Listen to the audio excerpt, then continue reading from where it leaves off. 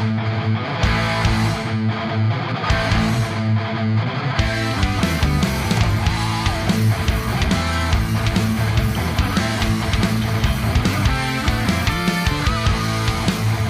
hello, and welcome to episode number 27 of CPGB, the home of underground podcasting, where we discuss comedy, punk, games, and books. I am your co-host, Ryan Parker, and joining me as always, via tin can and string, is a nerd who still has that new husband smell, Reid Pegram. Yeah, we're recording a podcast like little rascals right now. I know, we should use something better than the Campbell's soup cans. If we could only afford Campbell's soup. Progresso is right out. Like, we were doing store brand. We are coming to you today from the catacombs of quarantine, located somewhere in the steam tunnels deep beneath the soft white underbelly of Raleigh, North Carolina. And Reid, I almost canceled the podcast this month because essentially there's just nothing going on in the world and nothing really to talk about. You're 100% right. I think everything's put on hold. Yeah. It's affected every single industry without exception, and that's what we're going to talk about today. We're going to talk about how it's affected stand-up comedians, how it's affected traveling musicians, the tabletop game and video game industry, who actually are doing pretty well according to recent reports, and how it is affect the book industry, especially comic books.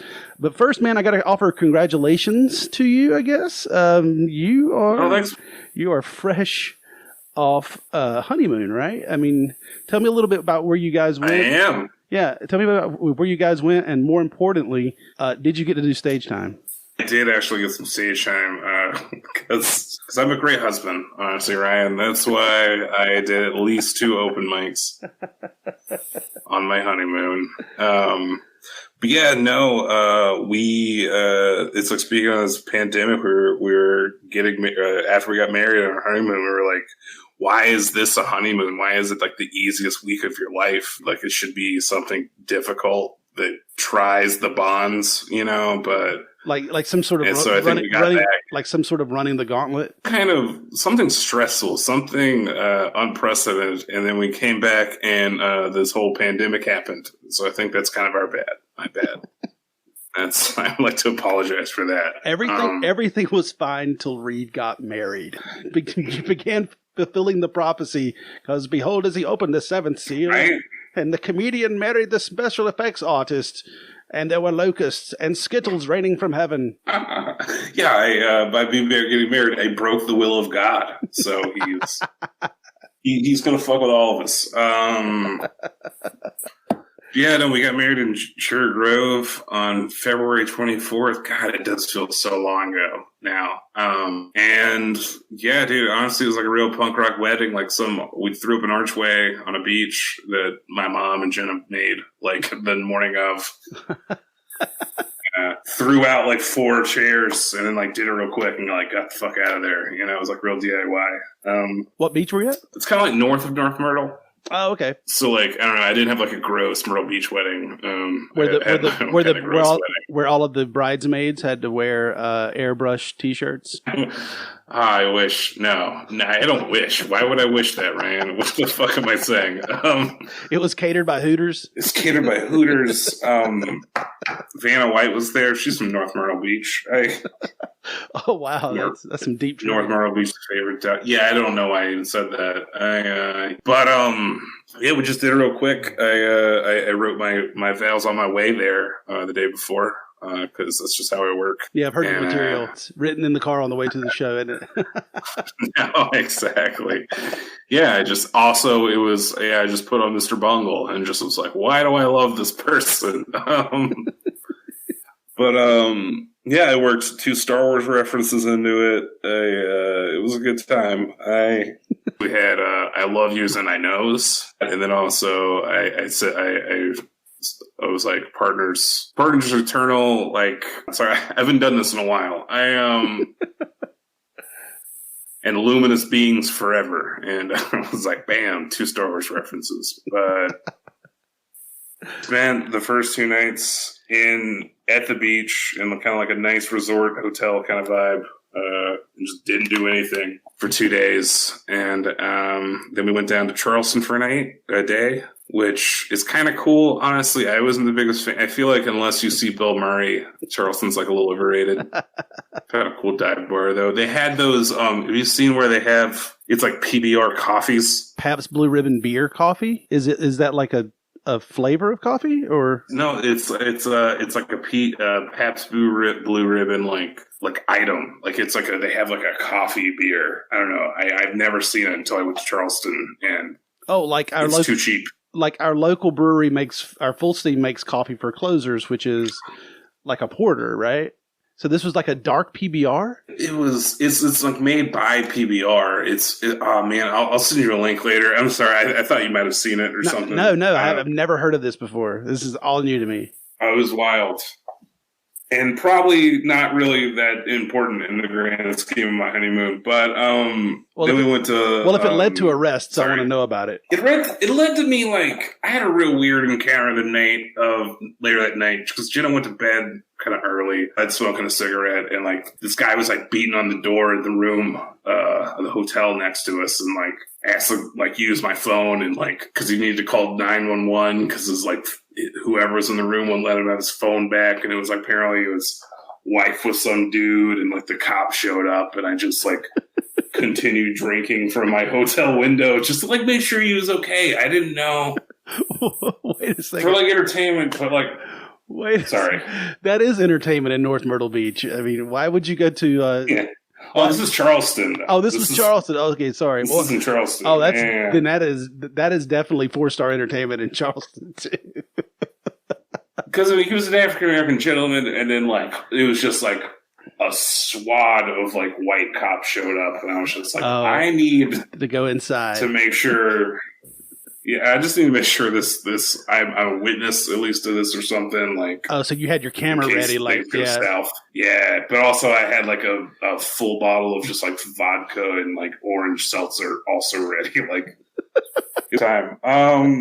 So where did you go after Charleston, or did you do time in Charleston? I didn't do time in Charleston, but I went to Savannah for 2 days, and I did an open mic there. This place called Totally Awesome Bar or something. It was like a 90s themed dive bar. It was interesting. Real quick about Savannah and Charleston, and also it's about Atlanta and Charlotte too. I always say that like Charlotte and Charleston are like jealous of Atlanta and Savannah. Do you find that? Oh yeah, I could totally see that. Wait, you said Charlotte and what was the other city? Charlotte and Charleston are like jealous of Atlanta and Savannah. They got like a Georgia complex. Oh yeah, there's just it's like an inferior mirror image. I get that. Sorry, I just wanted to make that as an aside. Like you said, Charleston wasn't like everything to talk about, but Savannah is a lot better. I love Savannah. Oh man, Savannah was dope. You can just like buy your beverage, take it in the streets. I don't know if you've ever been like late for an 11 p.m. ghost tour and showed up hungover or not, but it's a good time, man. That's a fun city. Yeah, we took a ghost tour, which was very interesting. But no, the food in Savannah was fantastic. I wish I could have checked out some music shows, man, to be honest. It seemed like a really cool town to check out music. Yeah, who knew that would be like your last opportunity to see live music, probably. Yeah, there was this one dive bar I went to. Oh man, people have reminded me what the name of it is. I can't remember, but the stage, like the floor of the stage was painted the same pattern as like the floor from The Shining, like the carpet. Oh, cool. Super rad. But yeah, we spent 2 nights there, and then I went to Atlanta for 2 nights, and that was really fun. I love Atlanta. That place is rad. Yeah, did you like scope it out to see what neighborhood you might want to be moving to if that's still in the cards? Yeah, totally. I mean, like Little 5 Points seemed cool. It's like kind of hipper, but somebody told me you could get like a 2-bedroom for like $1,100, which I guess isn't the worst if it's 2 people. Right. But yeah, I did time there. I did an open mic at Highland Ballroom, which is like a really cool venue. Apparently Dave Stone goes there all the time when he tours. Cool, man. But it was just a great open mic. It was like actual audience there. I brought my wife, and 4 people to open mic on our wedding or not our honeymoon. So it was a good time. How is it compare? Like, does it compare to like a Neptune's, or is it bigger or smaller? Like, how many people did it draw? How was it organized? Did it feel like it's like a high ceilinged Neptune's, not like high ceilings, but like a little higher than Neptune's. And like probably a good night. It was like a good open mic Neptune's night. I had a good set. It was a good time. Man, I really just wish you didn't really want to go to the World of Coke. And I was like, let's go to this propaganda machine, I guess. What the mecca of Coca-Cola, the World of Coke in Atlanta is. Yeah, like I don't know, man. There was like a 6-minute short film. It was more like a 6-minute commercial. Scientology. Right. Who is it? Is it who's like the Nazi propagandist? It's like that guy got hired to make a Coke commercial. Yeah, Goebbels. Yeah. But at least you get to try all the flavors at the end. That's cool. Really? Did you try some ones that you never tried before? It's like some cool like watermelon soda from like Egypt. What? Yeah, like so it's set up by like different continents. Like there's like an Africa and like an Asia and like a North America. These are the versions of Coke that are being sold in those areas, and they all have like a different. They're all like specifically marketed to that demographic. If they're different kinds of Coke, but like it's mainly like different flavors of soda. I think under you have the virus now. That would be under the Coca-Cola umbrella. Right. Crazy, man. There's like how was it? Like a carrot soda from Japan. It was wild. What does that taste like? Even I mean, it wasn't good, Ryan. It's really bad.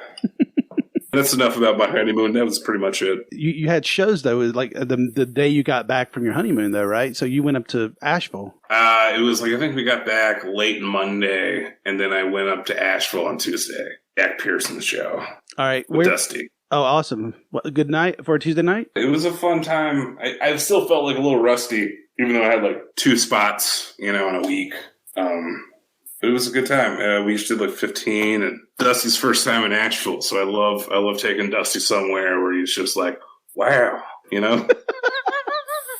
I love just like blowing Dusty's mind, going places. Hornburger or something, some pretty local high-ender burger place. And he was like, man, can you believe? He was like, you can get an egg on a burger here? This is crazy. And just like, look at these buildings. Dusty kind of looking at buildings. I love it. It's just because I'm not like belittling him. It's like because I'm also a farm boy and I understand. I relate. The amazement of another place that you have never been before. Yeah. So like if he went to Europe, he might like melt. He might like have a meltdown or something, right? We got to get Dusty on a plane. So I don't think he's ridden a plane yet. I want to book some kind of attention horse thing, where we have to fly. I think I smell a new YouTube channel. Dusty. Yeah, except we can't do that at all right now. Just Dusty on vacation. I mean, yeah, why not? Just let's take him and introduce him to new things and watch his reaction. I think you can get out like a round trip to LA for like $100, $75 to $100 now. Oh wow. God, man. We'll just take him out there. It'll be like, look at this empty Los Angeles. Well, you were when you were in Asheville, you said you had like some issue coming back from Asheville on your trip. Man, we were in like Hickory, somewhere in Catawba County, on our way back, and out of the corner of my eye, I saw this yellow, bright, like Georgie from It jacket, and I was like, Dusty, I think there's a guy on the side of the road. There's this guy who's leaned up against his back against the guardrail, legs sprawled out, like his feet are touching like the rumble strip. And so we like take the exit and go back 2 exits and get back on 40. We call 911 and we like pull up behind him and like just Dusty has his lights on him and like we're waiting for the EMS to come in. Like though he's sitting away, like hard to one way, and his like head is kind of turned that I thought he just didn't have a head behind him. Dude, I was losing my shit. I'll, like get out of the car and like check on him. Be like, hey buddy, hey man. And then he was just like foaming at the mouth. Oh no. And he was super unresponsive. We could tell he was like his shoulders are kind of moving. We could tell he was breathing. Like, it was pretty faint. Wow. Yeah, the EMS got there. Yeah, Dusty was like, I was in the car, man. I was like in the car, man. I just didn't know. You never know. I don't if this is like a bait and switch situation. Like, are we going to be watching this guy and someone's going to come up behind us, or this guy's going to be like just off of like a meth rip and just go crazy on us? But it's clear he was like ODing. Oh man! So you think like somebody just like said this guy's fucked up, just dump him right here? Dude, I put fucking money on it, man. There's no way. Yeah, he was probably just ODing, and they were like, nope, and just probably pulled off and pulled him out, leaned him up against the guardrail. That's crazy, man. And, I don't know. The cop was just like, license or information, like if we're gonna get like a follow up from him or something. But and that was the first case of coronavirus in North Carolina, right?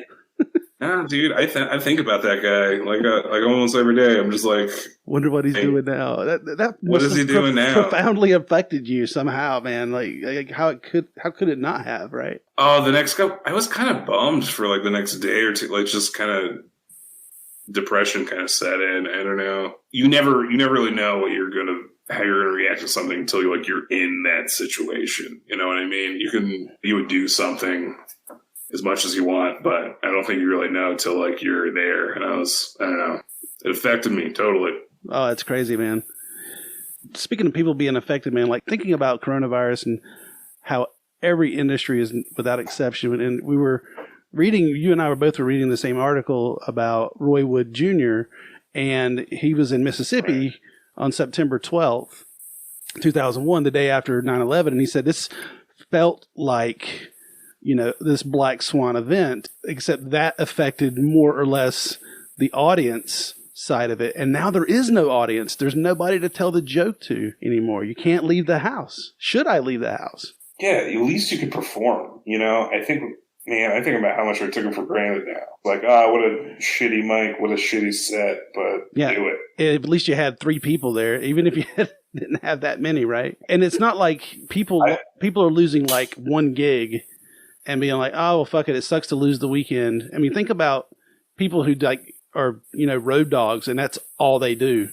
That's it. That's how they make their living, is driving 6 hours, 8 hours every day from one venue to the next in different states. And now that's gone completely for them. It's like they were hustling to make, you know what I mean? It's not like they were comfortable. Yeah. And then you think about all of the people in the industry that, work in the restaurants that were holding open mics and the bars that were holding open mic. And then of course, Good Nights Comedy Club, the Improv, all the bar staff and waitresses, I mean, without exception, have felt this, man. Yeah. And it's, yeah, go ahead. And that's just fixed venues. There's also festivals. Like the North Carolina Comedy Festival got postponed. It was supposed to be, I think I was supposed to have a show tonight. Really? No kidding. You're supposed to be performing at the North Carolina Comedy Festival tonight. Either last night or today. Yeah, last night. I was supposed to have a show. Dana Gould was supposed to be here on the 25th. Oh, that's right. That's money. That's so much. Festivals are what people stay afloat with, Think about how, I've tried to be more positive about this situation and say that even though one door is closed, another one sort of opens, because all those guys who are like, I just don't have time to write anymore. It's like, you don't have an excuse now, right? It's like, this is where you get to work that. Or maybe somebody starting a YouTube channel or a podcast or something because they didn't have that time anymore, It's like, and especially, it's going to be interesting if comedy ever happens again. Like seeing people, not even people who kind of always did the same material, but like even people who wrote frequently, what they'll come back with, like is whoever has the same 5 minutes. If they come back with the same 5 minutes, they should they know that they should just, I don't know, not do this anymore. Like you had 6 months to write a new minute if you write new jokes and you're just still doing the same stuff. I think I'm going to get... But they have the same Tinder joke. I know. It's like, I don't even know if I want to go to the open mics because it's just, everybody's going to open with coronavirus. And it's like, It's either that. I think it's going to be either that or the niche nerdy shit that people have pent up. I think. Okay. And I'm there for the second thing. I'm there for the second thing too. I don't want to have to sit through 3 minutes of COVID stuff because I think there's going to be so much parallel thinking that I think a lot of people are going to. I mean, somebody might have a good take on it, and don't get me wrong, but I think we should have a no COVID open mic to like say if you have COVID jokes, save them somewhere else. Work on the other shit. Yeah, Novid open mic. Novid. There you go. The no coronavirus open mic. Copyright 2020. Ish. Yeah, Ish. Who knows so long. Yeah, who knows if we'll ever be back out in the venues again. We will be. And, you know, how it affected us both being the producer of the open mic, the Dwayne "The Rock" Johnson House Party Comedy open mic, you know, we were like the week before, we were just starting to see things shut down around us. And you and I had to like huddle and like make the decision. It's like, are we, you know, going to do this? Because the venue wants to stay open as long as, as they can. And I totally get that. Within the realm of reason. And, you know, we sort of canceled the week before, and then by the next week, everything was shut down at that point. I think everything was on voluntary shutdown at that point. You made a good call. I recently wouldn't have taken it seriously, but yeah, you were on it. If there is anything that sort of fills my heart with joy about this is that the creative outlet is opening up for so many people. You know how the Renaissance happened after the Dark Ages? Like we're gonna go dark for 3 months, 4 months, ever how long it is, and I think we're gonna come on the other side of it with some really awesome creative stuff in the world. At least that's what I'm hoping for. People doing virtual open mics. I know I did the Zogs one last week. It's actually pretty fun. A virtual open mic? It really makes you have to look at what is funny and what's just kind of bullshit in a way.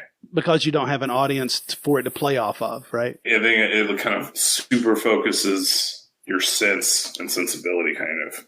And like I did a roast battle. Who was hosting that?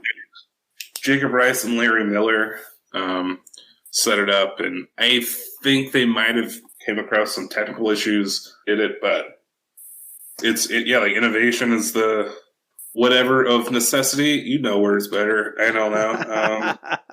Necessity is the mother of invention, and invention is the father of innovation. Weird and incestuous. I feel like I was like, it's the husband of the sister of. And the prototype is like the cousin. Another thing is, I think as much as everybody wants to be doing their podcasts and or YouTube channel or whatever it is on virtual open mics, we're all running into the same issue, is that the bandwidth isn't there, because on a Monday afternoon, we are running into technical issues of just trying to not have as much dropout as possible on this call. And that sort of thing. And so I don't think our infrastructure was set up for everybody to work from home at the same time. It's like during the Super Bowl, cities have issues because people get up to go to the bathroom and flush the toilet during commercials. And we're all flushing the toilets at the same time in this infrastructure that was never set up, that was never built for it. Right. And Netflix, like Amazon Prime, were they talking about lowering the bandwidth quality of streaming to make do? Yeah, that's one of the things that they had talked about, and I think they did for the first week, maybe. I don't know if it's sneaking back up, or my mobile carrier sent us a message saying you get an extra 20 gig for free this month. The least they can do, right? Right. Sorry, do you have anything else you want to say about comedy before we move on to... No,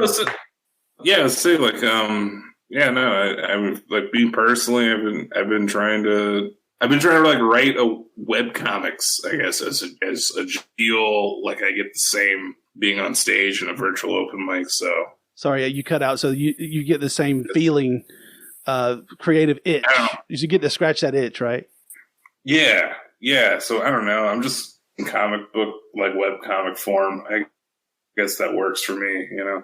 Do you find that now that you have the introspection of looking at this, do you have a need to be in front of people, or do you think you just have a need to have a creative outlet? There's a need to be in front of people. It's like, if that's my heroin and this is a kind of methadone, or like, I don't know, something shittier. There's nothing like that. It's just knowing that you can, like, you have an audience, you can reach out and just touch, not like a creep, at any time. Right. So and it's just dynamic. It's not like likes on Facebook or something like that. That's a different dopamine. Right. So if performing live is your heroin, the webcomic is your methadone, and Facebook likes is like NyQuil. Oh, right. They just put me to sleep. Yeah. They let me forget. You've talked to several people who are, comics, I imagine, and you guys stay in touch. How are they feeling? What are they up to? Yeah, I've kept in track with a couple of people. They're doing good. I think, it's just everyone kind of putting on different hats. I feel like Justin Scranton's kind of I think he's doing it maybe right now. Is bringing back seven stories. Yep. I've been talking to Drew Robertson. He's just maintaining. Oh, okay. I think. Well, he also has one of his creative outlets is music. He does synthesized music with wires and cables and mixers and all kinds of stuff. I did see that on the story. Honestly, I've in touch with people, so I think I'm getting at that 2-week mark where I actually miss people, and I'm gonna start. Is this the longest you've gone without doing time on stage? In years, probably in years. No kidding. Over 2 weeks. Yeah, a week or two. Not a week or two, but a week every once in a while. But man, over 2 weeks, that's been years. 4 years, maybe. So I think if the comedy clubs and the restaurants that are having comedy events prior to the coronavirus, if they can hang in there, man, people are going to be so hungry for comedy. Well, man, I think the crowds that came out to comedy shows were people that like to watch Netflix, but not to shit on Netflix specials, but at like real middle of the road audience. And I think this is going to make like real comedy fans come out. I think the other end of that spectrum, people who have never really sought out comedy are going to probably be like, yeah, that comedy show sounds like just the right elixir for my malady of being stir crazy for 6 months or whatever. I just hope it makes audiences hungry. Well, I certainly hope so too, man. Speaking of audiences, if anybody in the audience has a recommendation of topics that we should be discussing in the comedy world, send us an email at cpgbpodcast@gmail.com or tweet at us at cpgbpodcast, and that's good for Facebook and Instagram. It's at cpgbpodcast. Man, let's talk punk or music in general at this time. They're feeling the same thing, man. They're all part of this gig economy that is starting to, or has completely shut down. Traveling, touring musicians are losing their entire livelihoods. People who depend on going from town to town, night after night. Just to sort of bring it home as an anecdotal, I was supposed to go to punk rock bowling this year. Had tickets, a hotel, airfare, everything set to go to Las Vegas in May, and the coronavirus pandemic has pretty much shut that down until October. They're hoping that we can be back there for October. I'm still planning on going. It'll be interesting to see because the fest is scheduled in the fall. I think it's either October or November 2. And it'll be interesting to see how two punk festivals compete in the same time. And I think they almost always were on opposite ends of being one of the bigger punk festivals, but at different times, so that they wouldn't, pull the same audience. And punk rock bowling is very ska heavy this year because Madness is playing. So, I'm not the biggest ska fan, I got to tell you. I thought you were just going to say they're heavy on ska because Madness. Just in general. Because they're just insane. Why would you bring horns into this situation? I cannot belittle anybody who is a ska fan. I'm not going to tell you how to punk. That's your business. It's just not mine. Okay. It's not my business. But, Right. but yeah, man, it's not seeing live music, I think, is sort of affecting me a little bit, because it's like, it's one of those things that, you kind of look forward to. It's like a couple of weeks, so-and-so is going to be at the blank, kind of have that waiting for Christmas feel to go see that show, and it's just gone. It's just completely wiped out. I don't know if you're feeling that way too. That way about my own shows, because I'm self-centered. No, I don't know. Because that's music shows for myself also, but I mean that's how I that's how I would kind of look forward, is like I have this cool show in a week or 2 weeks, or yeah, and like this show that I'm doing, Yeah, I never thought that was, I'm going to quote, this is crazy. We just lost Kenny Rogers, by the way, and I can't believe I didn't do I'm not going to do a tribute to him.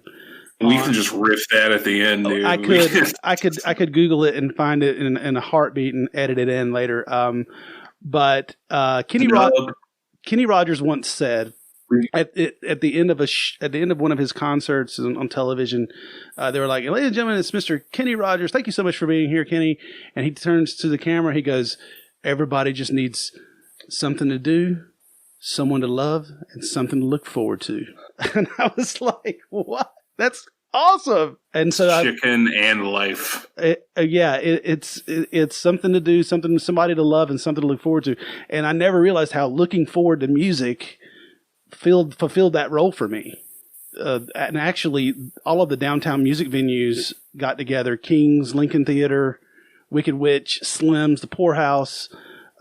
They all got together and created a fund to help pay for the people who were working there, pulling down part-time work. All of the bartenders and sound guys. They all got together and created a fund for it. Now, interestingly enough, they let the Maywood out of that. I know the Maywood's technically not downtown, but I think there is much of an important part of that music scene as well. Maywood's big. Yeah, Maywood's Maywood's big. I'm surprised. Yeah, I just think they kind of do their own thing sometimes, and they're not really sort of in that brother/sisterhood of Kings, Lincoln, Wicked Witch, Slims, and Poorhouse. Anyway, they're trying to make the best of a bad situation, starting a GoFundMe page. And I mean, who isn't creating a GoFundMe page right now? I think that's another thing that's going to shift, is everybody just go ahead and you already got Venmo. Go ahead and get your Patreon and your GoFundMe, and just have every platform possible to go out there and get some money the best way you can. I put a lot of thought into that. But it's weird, Ryan, because I don't know, in this lack of live music, I've restrung both my guitars. I probably play 2 hours a day. Oh wow, no kidding! Right before it, I'd met with a couple of guys that were going to put together a punk band, and we had our session 0 rehearsal. Which is essentially just getting together to talk about the concept of the band. And we've been sending each other audio clips via text message. We'll record a chord progression or a lick or the melody on something, and then send it to each other. It's weird, man. It's weird. I've talked to people in the comedy community that also play instruments, and it usually comes around when I've talked about them lately, and they're like, "Dude, when we can all do this again, you want to just get together and jam sometime?" So I don't know. I hope to maybe projects with some comedy people. Yeah, I mean, the music industry is suffering left and right, because you think about the other big festivals that shut down, and I think when South by Southwest said that they were shutting it, everybody really knew it was serious then. Yeah. Austin's suffering from it. I can't imagine how much money South by Southwest brings in, but yeah, and a lot of the musicians are essentially not even counting on the money as much as they are the exposure of getting new fans and getting just people just to get your gig on, man. It's so wild that something that big shut down. And it seems like I don't know. It seems like a year ago, not a year, before this, musician, comedian, any kind of art, performing artist, you wanted to shit on people for just trying to give you exposure, and instead of paying you, and now, well, like, probably really want that alone. You know what I mean? I don't know how to spend all the exposure I already got. That's the problem. Yeah, no, I don't know who I exchanged that with. Exchange this exposure for rubles or something. For some toilet paper, which is apparently the new currency. Oh, yeah. No, and like that's going to be the joke. I swear to God, if I go to a comedy show and the first joke I hear is about toilet paper, comedy's over for me then. It's done. You know? Again, we got to have the no COVID open mic. You can't talk about toilet paper or ventilators or any of that shit. This one of the things that affects me is that John Prine is in the hospital. Right. I don't know if you saw that on a ventilator with coronavirus, man. So, like, my thoughts go out to him and his family. I just read today that his wife recovered from having coronavirus. But John is in stable condition. He was in critical condition. And for people who don't know, I'm a huge John Prine fan. When we had the great cover up where bands go on to do another tribute band at King's once a year, and we have the great cover. We talked about the great cover up on this podcast before. I did John Prine one year, and I shaved down a beard to a mustache, handlebar mustache, and the hair, and I've rehearsed songs, and I've been playing songs from him for years. And the fact that this is happening during this time is just it's still kind of like I can't wrap my head around everything I read every day about this stuff, man, and it's hard not to engage with it when it's the cause of all of your existential dread, right? Right. Yeah, I feel like I spent the first week kind of being like, this is cool, whatever, not think about it, but I think I'm sunk into the place where it's existential dread. I mean, I'm just like if people said, "Hey, saw on the news, Cthulhu's here. He showed up. He's here to reclaim humanity, and he brought Galactus." I would be like, "Why do?" Yeah, I feel like they'd be at opposing sides. I feel like Cthulhu's been here for a long time. He wouldn't want Galactus to eat it, but oh yeah, well they're fighting over Earth, of course. That's the storyline. Totally, the most delicious morsels of humans. And we're here to consume them. We weaned off all the weak ones with coronavirus, and now these are the strong ones. We cut off the fat off of our people steak. Yeah, all the gristle.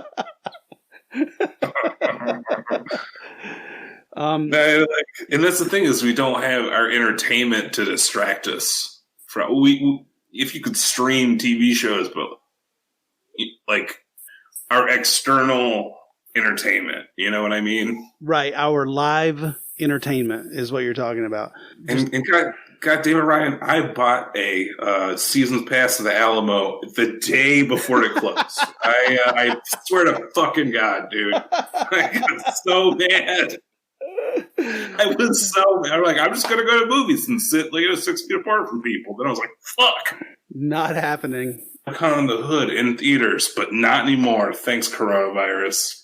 I read that there was a band that was traveling in Berlin, or they were traveling in Germany doing a tour, and then Trump suspends travel from Europe to the U.S., and they said that the prices of tickets, same-day tickets, or 2-day tickets, or 3-day tickets, because, they're just burning money over there, were going anywhere from like $10,000 to $20,000 per ticket. Good God. And they said within minutes, it just seems like that like roughly 25 to 50 times the average price, it went up within minutes. I think there'd be some kind of like antitrust law or something like that. It's just price gouging. Like, why is that any different than me buying a ticket to go see and it sells out and now I sell that ticket for 5 times as much as it's worth? You know what I mean? Because it's part of their business model. Like, it is because the scarcity of the ticket coupled with the time of day you want to travel drives the price of the ticket. That's why you have to set Google alerts on your phone for trips to Austin so that when it finally does come down, if it ever comes down, you get notified about it. That is crazy, right? I mean, it's like just set a price and sell it to me. But you know, like capitalist society is the best one, though, right? It's totally. Yeah, Sorry. no worries, man. I get it. I don't want to make this all political now. You know, it's okay if you want to make it political, man. Because I mean, I'm in the same space that you are. That if this whole pandemic is not an indictment on our socioeconomic society, if it's not an indictment on our healthcare infrastructure or lack thereof, if it's not an indictment of the war on the workers, and it doesn't ignite some sort of revolution, then nothing will. Would you agree? No, I would, and especially with it's crazy that, you know, like people who are still working, they can't quit their jobs and then also still collect unemployment, you know, and it's look at what people get wages and really kind of look at themselves and see, like, if this ever happens again, how do we keep people, like, you know, we've screwed people over for so long. Right. These wage earners, these people. Well, yeah, these low wage earners have now all of a sudden become essential workers. Right. And it took a pandemic for it to even show through. And I think a lot of people hear like, oh, you're a musician and you can't tour. Oh, boo-hoo. It's like, look, man, that's my chosen profession, right? It's like a job like anything else. Yeah, and I think this is a great equalizer for everything, because the people who work a salaried job and may have gotten laid off and furloughed, right, can now look at a musician who realized you were affected by the same thing I was. That was your job. Hopefully there's some compassion out there and people can actually realize that regardless of what your job was, you were affected in some way or another. This whole alien attack that we all kind of set down our differing beliefs and kind of come together and do a general consensus. You know what I mean? Like, well, yeah, every monster creature movie that has an alien, everybody comes together to fight the alien. Independence Day. I would like to call this a reverse World of the Worlds. This is what I would. Oh yeah, the virus and get sick. I don't know, man. It's affected. It's crazy. It is. It has affected everyone without consideration. Jenna's just like my wife's in the she's a server, and that's like thinking about like doing car washes to like pay people. I don't want to start just naming local businesses, but I mean, there's restaurants that weren't able to pay their kitchen staff and then lease on their kitchen staff when they showed up for their check, you know? I saw that video. And then after that are going to start a GoFundMe for $1,500, not $1,500, $15,000. Because they couldn't, I guess they were so far behind in it.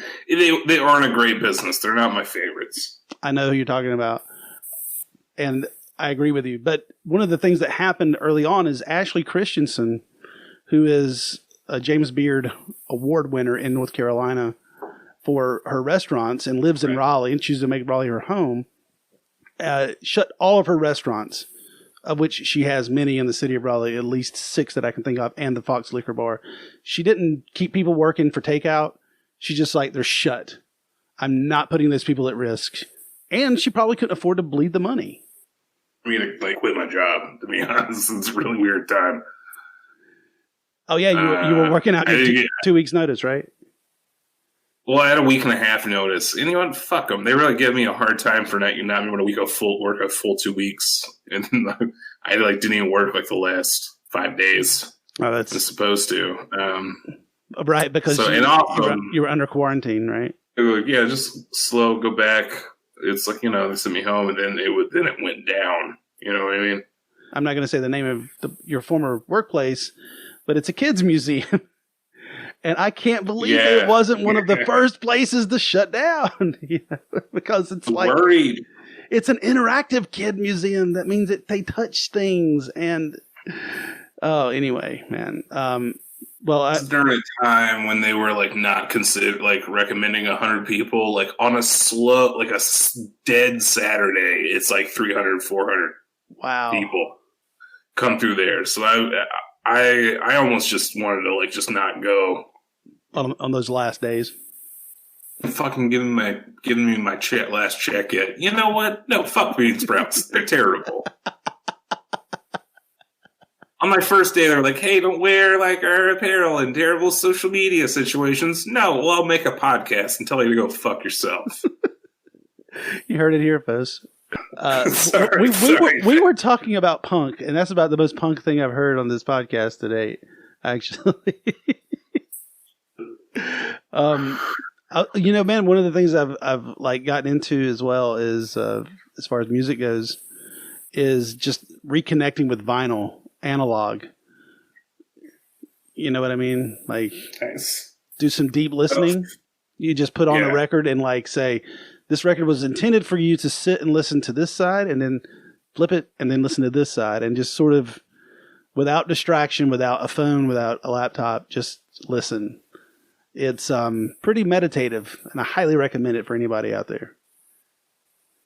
And like, I know, is your vinyl buying like your comic book buying? Did you just have a giant stack of vinyls you hadn't gotten to yet, and now you get to experience those? I have probably only about 6 or 7 of those are floating through there. That I have never opened and listened to. But there are other albums that are like, I put on that I'm like, it's a great album. Like there's an old Bonnie Raitt album that I hadn't played in years. And I'm like, you know, that she's one of the, you know, she sings one of John Prine's songs, Angel from Montgomery. And this was one when she was like in her 20s. And just the quality of the production, the sound writing is, you know, and the cracks and pops, all of the air that's underneath the needle, between the needle and the groove. It's like, it's so nice. It's it's one of those sort of outer body reality things. That's when you do that deep listening where you just sort of get into the thing and you're just completely engaged with that. Kind of like when you go to a show, right? Totally. I mean, because you're forced to be there with the music. It's why you came. You're just navigating other people and a beer, usually. That's what I'm trying to do with my vinyl collection. And actually, we got a pretty stout CD collection too, that we're starting to reconnect with as well. Yeah, it's like vinyl's like your active listening, and then, you know, Spotify, yeah, you get distracted, you get sidetracked along the way. Right, it's good for background stuff. I re-listened also to I want to thank you again, and if anybody out there wants to go listen to it, you can go listen to it for free at CPGB Podcast on Spotify. There's a playlist of the Descendants show that Reid and I saw like 2 years ago, almost 2 years ago, of all of the songs that they played in order. It's like over 30 songs, and I was listening to that the other day, man, and I just got like joy from like going back to that show and remembering being there at the show. And that's one of the great things about Spotify. You can pretty much create any playlist you want. We also have a 70s and 80s playlist that I've created, 70s and 80s punk playlist. It's pretty dope. Go check it out. And also, if you have any recommendations for punk or metal bands, send us an email at cpgbpodcast@gmail. Tweet at us at cpgbpodcast on Facebook or any of the other social media. Anything else? Anything else on punk before we move? Mike Horn comic was I don't know. I hit him up about. I need to make him like a metal quarantine playlist. I hit him up. We talked about it. I don't know. I'm just going to like put together like the virus playlist. All right. Well, let's move on to games, shall we?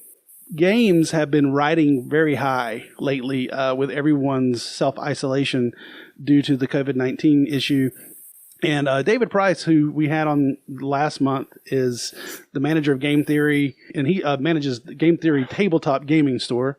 He said for about a week, the retail side of the store, and this is about probably 2 or 3 weeks ago, the retail side of the store was as busy as a Christmas holiday selling season. But they had to shut down their game room, the actual play area, And now they're at the point where they're doing curbside service. And I imagine everybody within the sound of my voice is experiencing some sort of curbside service. And, I don't know. Have you had to do that yet, Reid, by the way?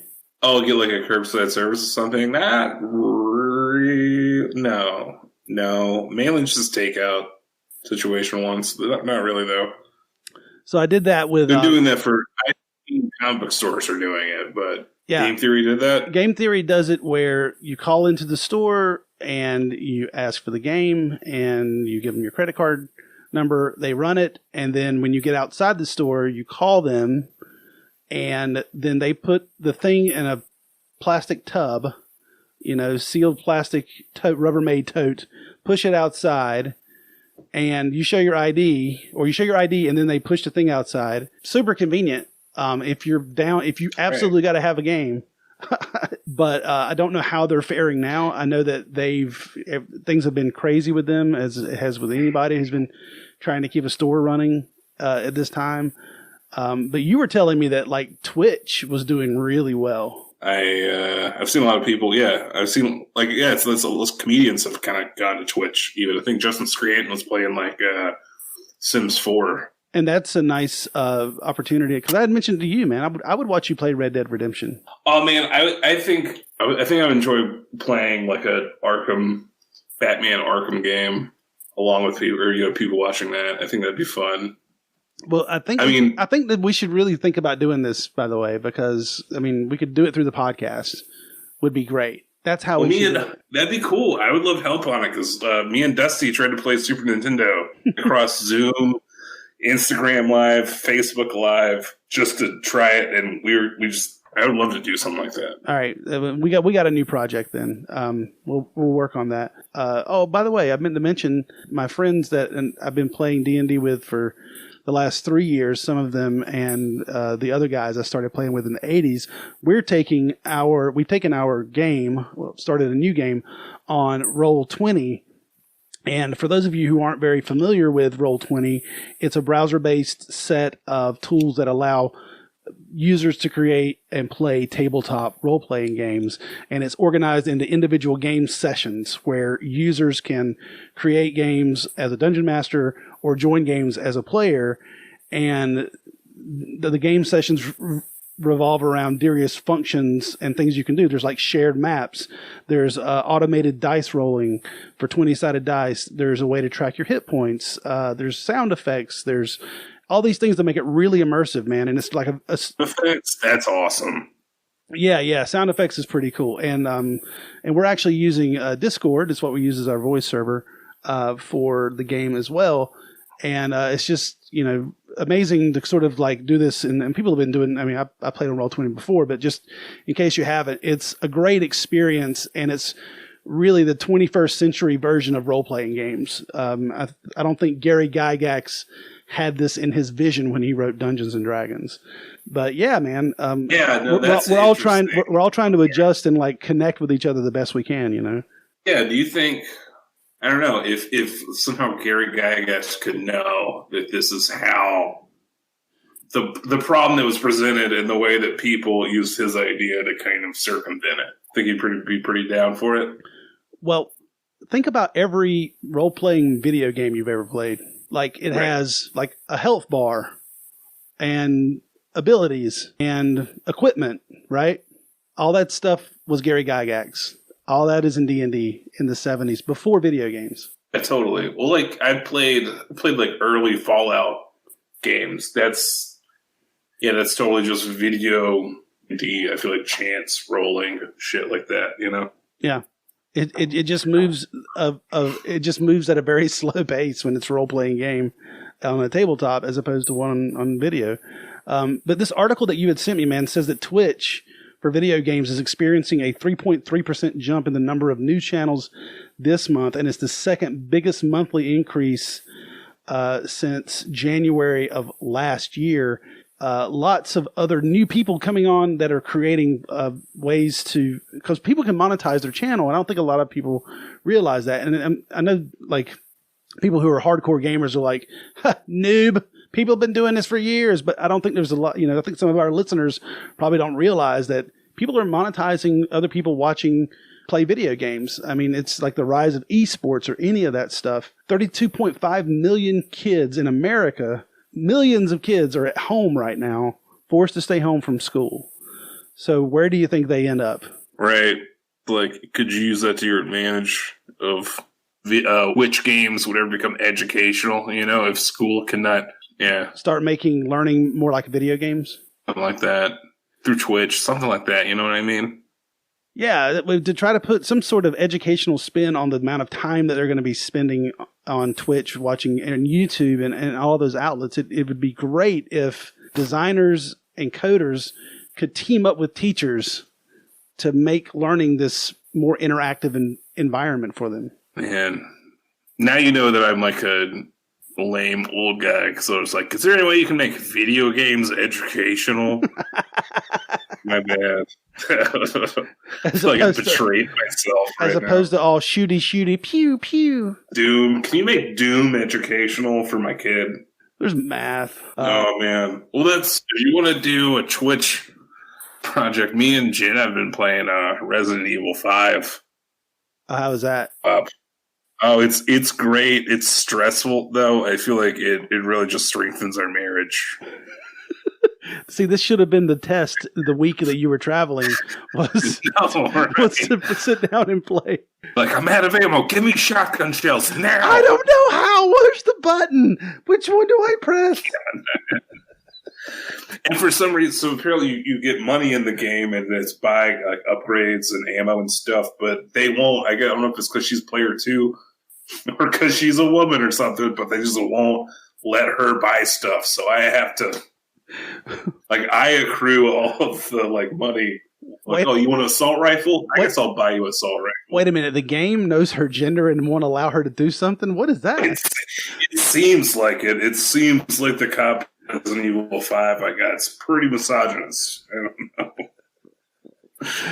I guess that blows any opportunity for them to advertise on this podcast. No, it's been really fun though. I love I can just play video games with my wife. Yeah, and I think a lot of people just needed some sort of outlet, and that's why they were shopping at Game Theory like it was Christmas, because they were just knew that it was coming down the pipe where you're going to be stuck inside with the same people, and you better have a way to make it interesting. I almost kind of wish I would have gotten something like that now, You can only do it for so long. But you have a player's handbook. I do. We could just D&D together. I guess she'd be a DM. I don't know. Can we do that? Can we do just 2 people? Yeah, actually, I have some. You can download one-person adventures for free on the internet. There's a million of them out there. People make their own one-person adventures that aren't too deadly but still challenging. If she decides, if you guys decide that you're going to play D&D and she wants some ideas for adventures and she's going to DM, I'll send them to her. A bad idea. But yeah, man, I just wanted to wrap up games. Anything real quick that you wanted to talk about? I finished Star Wars Jedi Fallen Order. I think I might have talked about starting to play it on the last episode. Oh, did you finish it? I was on. Yeah, it's good. I love those single player adventure games. Yeah, that are real story based. I know those aren't the most popular games now, but it's fantastic. How did it? I mean, without spoilers, can you give us a little bit of your gameplay? It's very upgradey. I feel like it gives you a real where a tree of upgrades. Where you can kind of choose what kind of perks and abilities you gain by points and stuff. So you can kind of customize your character. And but you the lightsaber, you get to fully customize your lightsaber as much as you want. And I was just rolling up there with a double-sided purple lightsaber at the end. It was awesome. Oh, like the Pugil kind, on both ends. Exactly. Yeah, it was like a Darth Maul, but purple. Like swinging a black light. Exactly. Yeah, I didn't think exactly. Oh man! And once I beat it, I downloaded Battlefront 2, the Star Wars game. That's great. Oh, and those are big ships, right? I flew the Millennium Falcon today, and I squealed from upstairs. I feel like Jen TV downstairs. Also, come fly the Millennium Falcon. I'm taking this way better, I think, than a lot of people are. I'm living my wildest dreams right now. Solo, Han Solo with a beard. He has a beard in the game, and I'm flying the Millennium Falcon. It's great. I think there has something to do about being an only child too that makes things easy. I mean, at least for me, it's like I can entertain myself. But Jen is an only child too, right? And so, like, exactly. And she's not taking it as good as you are. She's taking it well. She's just more responsible than I am, so she knows like serious things that should worry her, and I'm just like, woo, blowing up TIE fighters. So, but no, she did a really great makeup job yesterday. She did like a prosthetic, like a gunshot wound in the mouth or something, kind of like a false tongue with it. It was a really good job. She's doing her own, kind of thing. Everybody's got to have that outlet. Stay busy, stay creative. Yeah. Stay busy, stay creative, man. That's the best recommendation we can do. And speaking of recommendations, if you have anything that we should be discussing in the world of games, let us know at cpgbpodcast@gmail.com, or you can holler at us on the social medias at CPGB Podcast. All right, man, let's talk books. Again, COVID-19 is affecting the book world quite considerably right now. Diamond Distribution, that distributes comic books throughout the country, has actually shut down all of its distribution to comic book stores right now, frozen shipments to local retailers, and the comics book owners are having to adjust on the fly. Seeing some numbers that came in about the number of sales over the past few weeks, or at least the last 2 weeks, is that there had been a decline due to social distancing and people not wanting to come out. People had been doing curbside pickup and that sort of thing. And now, of course, Diamond Distribution shutting down their distribution all over the United States. And actually, what really concerns me, Reid, is that how this COVID thing has exposed, it's an indictment of our infrastructure, our socioeconomic infrastructure. It's also exposed that Diamond Distribution is a monopoly. They basically distribute every single comic book there is, except for a very, very small percentage. It's very evident, especially from what the output I've gotten from comic book store owners, that so much of their business is gone. And that can't, one business can't just stop and then an entire industry kind of cripple. You know what I mean? DC Comics said, we're going to go ahead and release the digital comics. Now, again, this hurts the retailers, because they're the ones who are saying, well, we are the people who are redistributing your material. Why are you doing this to us? Because if it comes out on in digital, it's not going to be fresh and new to people. When it finally releases from Diamond Distribution and they crank up their distribution again, people aren't going to want the books. And then DC says back, well, the digital market and the print market are two different markets and two different audiences. Do you agree with that? I feel like a lot of what I could say, it would be anecdotal, because I feel like I know people that is how they read comic books. It's just through digital. They have Comixology, or Marvel Unlimited subscription or something. And then I wonder about if people who are collectors that need a complete run of physical copies, if they'll still go out and get that. If there's one saving grace, it's people that need to complete their run of something and all the variant covers they need. The hardcore comic book fan, the hardcore guy. It sucks because I think it's terrible for them to use that as some. I bet you some lawyer told him to say that, because I can kind of see it, but that's completely anecdotal. I don't have numbers to back it up.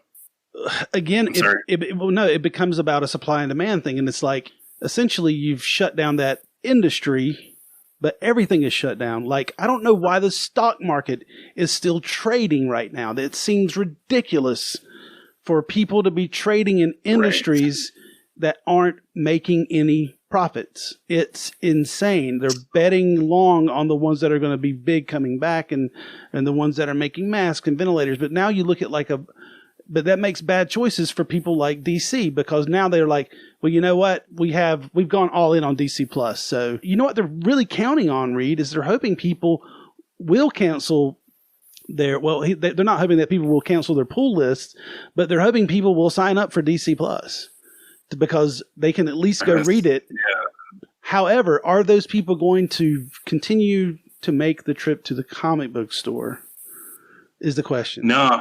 Yeah, I think that would be the greatest they could have, is kind of it cuts out the comic book store. Yeah, it's will people kind of just become loyal to the digital format. And I think it's going to hurt them, honestly. In the end, you think it's going to hurt DC? See, I think it's going to hurt comic book stores, because I think I could see that making sense, getting people across the aisle to like the digital format. But there's the community of the comic book store, though. I think that's the heart of it. I think maybe that could bring, people just want to go back to their store, but it'll probably be maybe some people. Well, and their conventions too. No conventions either. You were affected because you were doing cons too, right? I mean, I lost at least 2 Comic-Con shows because of everything. And those aren't. And we were supposed to do. And those are multi shows on different days too, though, right? This one would have been one show. It would have been for Oak City, North Carolina Comedy Festival. And your first time performing with them as well. We did the Bull City. We did a roast on the Bull City show last year. But that's right. First Oak City, though. Yeah. It seemed like we were pretty welcome, so I think it gets postponed. But we were supposed to do some stuff at North Carolina Fear Fest, the horror convention. At the state fairgrounds. And it's like, I think it's like how, I feel like the big push for us to cancel our mic was Goodnight's kind of being the leader of the industry, like kind of setting the precedent, like you said, shutting down their shows. And he kind of really screwed the industry doing the same thing. Yeah, they decided they were going to shut it down, and that was pretty much my rationale when we had to talk to the venue owner about that. It's like we're just taking precedent out of the playbook of an industry leader here. As Jenna says, you want to be on the right side of history with this one. Right. I also was reading about, speaking more of books, new authors who are waiting for these release of publications are now all of a sudden having to scramble to make sure that their publications are released in ebook. Whereas before, it's like, okay, we'll just release this in paper and see how it does. So you have to go back and reformat the entire thing for an ebook, and that takes like a totally another editor to do that. And that's like sort of catching the publishing industry, who was already hurting so much because of, people not buying books. But there actually was a surge on Amazon of books recently, of people purchasing books, because I think it's one of those tangibles that gives people comfort to have a physical book in their hand. And that's why I gotta have faith in the comic book community that, like, I don't know, I think people want to have physical copies of comic books. I agree with you. It might not be now, but in the future, when people can touch again, people want to, whatever the March issue of whatever was. Yeah, I mean, all those copies are still going to be there waiting for them at the comic book store. And, not just comic book stores are hurting, just regular bookstores are finding issues as well, because they're not an essential service anymore. Unless they carry newspapers, whereas they become a news agent, I think then they become an essential service. And of course that varies from state to state and from county to county. This is how it's going to work, right? It's like now comic book stores are going to start buying subscriptions to newspapers. Newspapers will finally get bought again, I think. What the fuck's going to happen? Yeah, and I mean that's the big question in publishing, is whether this is the moment for people to start turning to ebooks, and book lovers have never quite embraced the ebook as a device. Right. We have a Kindle in the house, which is great. I mean, I've read several books on it, and if you need to travel light, it's the way to go, especially if you're going to be gone for 2 weeks and you've already maxed out on what kind of luggage you're taking. But however, it sucks to read at the beach, because it's electronic. I don't want my electronics in sand. And when you're looking and when you're looking at a screen all day, if you're working on a laptop, the last thing you want to do at the end of the day is come home and look at another screen. It's all that screen time. Yeah, it doesn't help your eyes at all, for sure. Oh man, no doubt about it. I mean, especially if you have if you're using an iPad and not using a Kindle, because a Kindle depends on the light in the room, which is kind of nice because it reads more like a book, and an iPad is backlit. Oh yeah. Oh yeah, so it won't be just bright. Yeah, I mean that's been working on this comic. I mean it's been almost too much time working on this webcomic, and it's like my eyes will be fucked up after just, I don't know, hours a day just staring into it. Well, tell me a little bit more about your webcomic. I guess we're in this could be appropriate. It's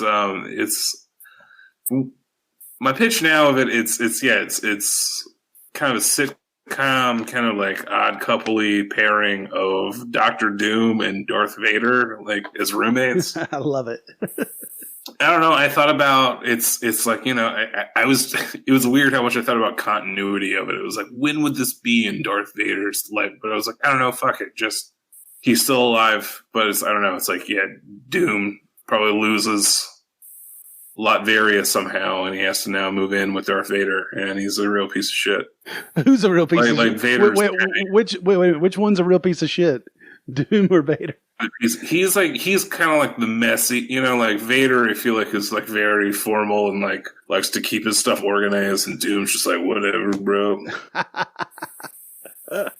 Whatever the Odd Couple analog of it would be, because I'm not really dead set on that as a concept. That's just kind of the first one. I don't know where this is going to go at all. No, because I think you could do a poker night. With Wolverine, this is where you bring in your extra cast of characters, No, I've already thought about a Thing one. Doom is having a poker night, and Vader's just concerned about the mess that's being made. Are you smoking inside? Yeah, it's just it's fun, and it's honestly, in drawing Dr. Vader 3 times, it's getting a little easier. It's getting easier drawing them as it goes. It's just you drawing licensed characters and having my way with it. It's what I've always been good at. This is what I did on homework in high school. This is what if it was Wolverine buying beer? It's been fun. It's what does it have a name? Doom and Vader. Yeah. Okay. And it's it would be Love and Marriage, from Married with Children, but it's Doom and Vader, just Doom and Vader. Webcomic visually, but I'll figure it out. I can't wait to explore the backstory of how those guys got together.